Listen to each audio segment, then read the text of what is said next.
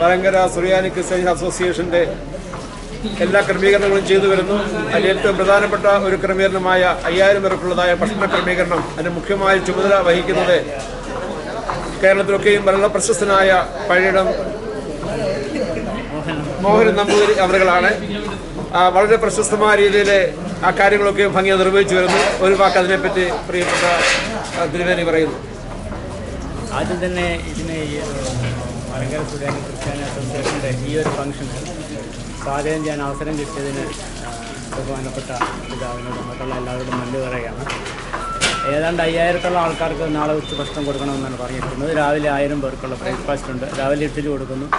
ഉച്ചയ്ക്ക് തനി കേരളീയ രീതിയിലുള്ള വെജിറ്റേറിയൻ സദ്യയാണ്. പക്ഷേ പാല്, മോര്, നെയ്യ് ഇവ ഒഴിവാക്കിയിട്ടുള്ള എല്ലാ വിഭവങ്ങളും അടങ്ങിയിട്ടാണ് വെജിറ്റേറിയൻ സദ്യയാണ് കൊടുക്കുന്നത്.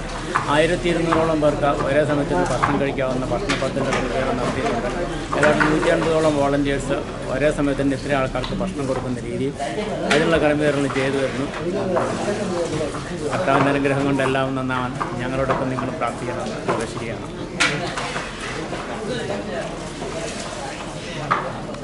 50 പേരുള്ളതായ ഭക്ഷണ കമ്മിറ്റി പ്രവർത്തിച്ചു വരുന്നു. ഇന്നും നാളെയുമായി അതിൻ്റെ എല്ലാവിധമായ ക്രമീകരണങ്ങളും പൂർത്തിയായി വരികയാണ്. ഇന്ന് വൈകുന്നേരം എൻ്റെ സമ്മേളനം നടക്കുന്നതാണ്.